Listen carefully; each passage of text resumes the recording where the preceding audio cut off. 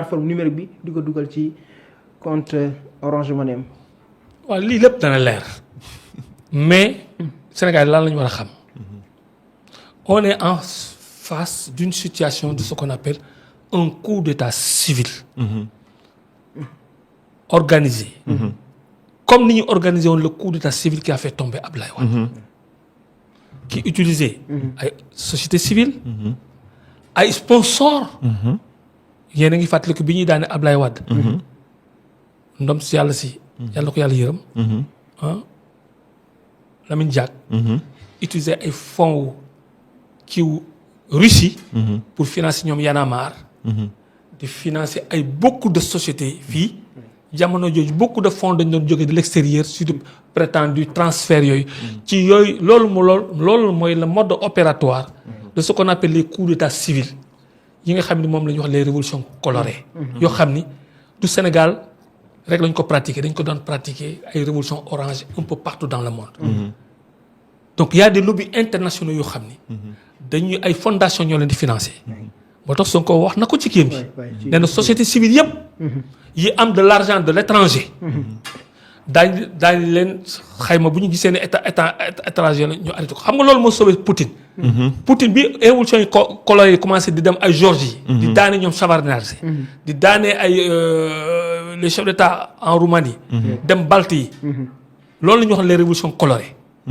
mais ONG yooyu ay fondation Soros McLean Oxfam ak ñoo doon dugg di financer ay société civile ñoo financer waat société civile yooyu jamono Ablaye Wade comprenez Ablaye Wade lan na ko daane clameur populaire troisième mandat wala dafa bëgg xamal dictateur créer ko M20 dévolution monarchique complot boobu nga xam ne jamono ji ñii yeewaguñ ci forme de coup d'état yooyu li ñuy lan la ñu xamoon coup d'état militaire or maintenant tubaab bi dañu am benn xeetu coup d'état boo xam ni dañ lay daane par des voies démocratiques fekk ñoom ñoo dugal xaalis am ay mercenaires kooku bindoon naa ci boo gisee tey ma ñëw indi ñaari téere yii dama ci bindoon téere en 2005 kii mu tudde que les mercenaires de la nouvelle mission civilisatrice dañuy dugal ay mercenaires au Sénégal bu njëkk dañuy financer ay gars yoo xam ni ay journalistes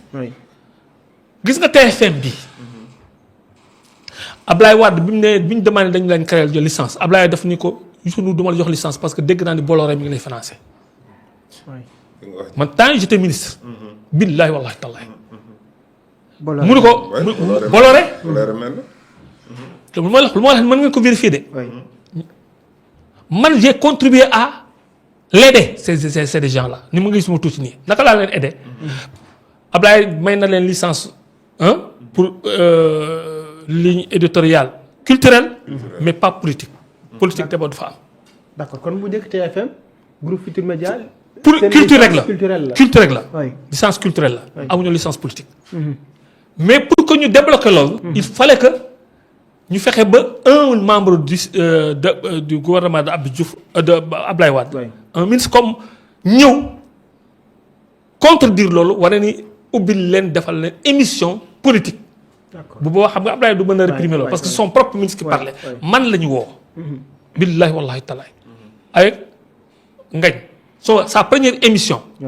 Pape Ngagne Ndiaye waaw ci émission bi muy def nii première émission ci man lañu ko def xam nga débat bi lan la woon waaw ñun les licences culturelles la ñuy jox mais licence gars yi dañu bëgg ba ñu jox ci politique man leen nañ def politique ma assumé ko Ablaye Wade bàyyi loolu mu jàll billahi wallahi tallaay bu ngeen demee ci YouTube daf leen Amadou Lamine Faye Ngagne da ngeen gis la première émission où on a parlé de cela ils ont commencé une émission politique avec moi parce que kenn ñemewul woon def émission politique avec ñoom man maa ko amul fit d'accord vous comprenez ça veut dire que toutes ces kii ñii cëpp ñii financement occulte yaa ngi ci biir Sénégal presque moo tax ñoom ñooy xeex Sonko ñoo xeexoon Ablaye Wade tey ñi doon xeex Ablaye Wade ba daane Ablaye Wade ñooy xeex Sonko pour daane ko avec le même mode opératoire même pexe yi ñu doon ba réussir ko mais ils sont tombés avec Sonko qui n'est pas naïf kii xale la ko xam nga Ablaye bi mu nekk foofu mag la yenn saa boo ko daan conseiller sax moom dafa daan tolérant trop. mais Sonko gàtt sa la boo ko dóoree mu dóor la. Ablaye boo ko dóoree mu ci parce que mag la du dóorante xale yi. loolu moo tax ñoom ils vont échouer avec Sonko. tout ce complot là international. qui commence à se révéler. wane na ci Gadiaga. Gadiaga dafa génn rek gars yi ci wut def ni combat bi agsi na à un point boo xam ni su Gadiaga daanoo. Sonko rey toute l'opposition ak le sponsor. moo tax ñoom ñëpp jógandoo. tey ji boo gisee la gauche jóg nañ.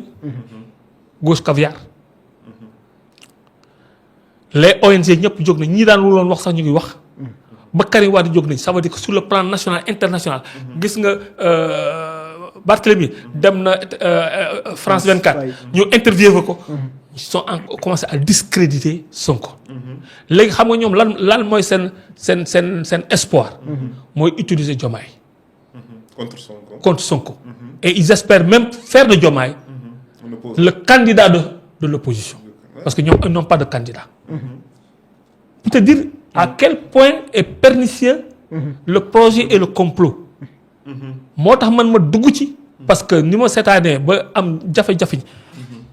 ba j'ai pas pu sauver Ablaye Wade parce que livre bi moo tax ma bindoon ko pour sauver ko. c'est pas pour le sauver. avec Sonko il faut le sauver. et j'ai sorti benn vidéo ni avec le rabat d'arrêt bi nga xam ne tey jii am na ay magistrats yoo xam ne taxaw nañu. pour bañ a réviser le truc là. si Diomaye ne l'aide pas ne protège pas Sonko Diomaye je lui demande et je lui ai demandé solennellement d'organiser des élections présidentielles anticipées. D'accord. bu fekkee ne dafa bëgg am moom avenir politique. parce que su ko defulee. il sera discrédité au niveau du parti. et il perdra à l'avenir toute possibilité de soutenir par le parti pour sa candidature. alors que su defee élection anticipée soutenir la candidature de Sonko. Sonko est sauvé et lui Sonko va le soutenir en retour bu jeex les 2 mandats. il est jeune. mais su ko defulee bu ko defulee Sonko les gens retiendront de Diomaye qu'il a trahi Sonko. et il sera effacé lui-même effacement boobu ma lay wax dafay dal ci kawam. D'accord. c'est sûr. c'est très sûr li ma lay wax nii. moo tax tey jii tu vas voir cette bataille là c'est pas une bataille lu tuuti c'est la plus grande bataille. parce que c'est la bataille du ce qu'on appelle le basculement. on est arrivé au point de basculement. où le projet day jàll. le système bi daanu. Sonko déroulé parce que xam nañu tey jii le programme du projet commence à donner ses résultats parce que projet bi ñetti topic la am. redressement la war a commencer. parce que dañu fi fekk yàkkal boo xam ni mooy endettement bi ak déficit bi loolu redressement nga mën def. boo defee redressement ba pare da nga war a impulser. projet bi boo koy impulser lancer ko. boo ko lancer ba pare mooy lan mooy nga promouvoir que mu atteindre ses objectifs. léegi comme que dans le redressement résultat yaa ngi génn Sonko mi ngi am ay financement innovant n'est-ce pas d'industrialisation ouest africaine avec les Chinois et autres. ñu loolu gis nañu bu ñu ko arrêté wul tout de suite attaquer Sonko de près. ba dëkk bi am chaos parce que l'impérialisme qui veut soutenir le système chaos dafa nekk ci seen mode opératoire ci seen mode d'emploi pour xeex régime chaos te Sonko tamit dox na ko chaos boobu c'est organisé préparé pour que s'il y a une crise entre Sonko et eux société civile bi dugg ci ñu jaxase dëkk bi ils ont les moyens ces gens c'est des milliardaires ils ont des armes yooyu ba léegi xamuñ fu ñu ko denc armes yooyu rayoon gars yi. ils ont les 45 milliards d'armes aussi. ñu ngi fii circulé les milices sont encore là. ñi doon gars yi di tirer kenn dafa leen arrêté. non ñu ngi fi. ça veut dire que le chaos est possible. et ils peuvent l'activer. donc la situation du Sénégal est en danger. aujourd'hui ne tout le peuple sénégalais dañu jóg parce que ñoom it jóg nañu. Sonko loolu la gis. man bi ma koy wax. j'ai eu mal j'ai dit que nelawuma mais bi Sonko waxee ci conseil national bi. j'ai pleuré. billahi man nag aw ma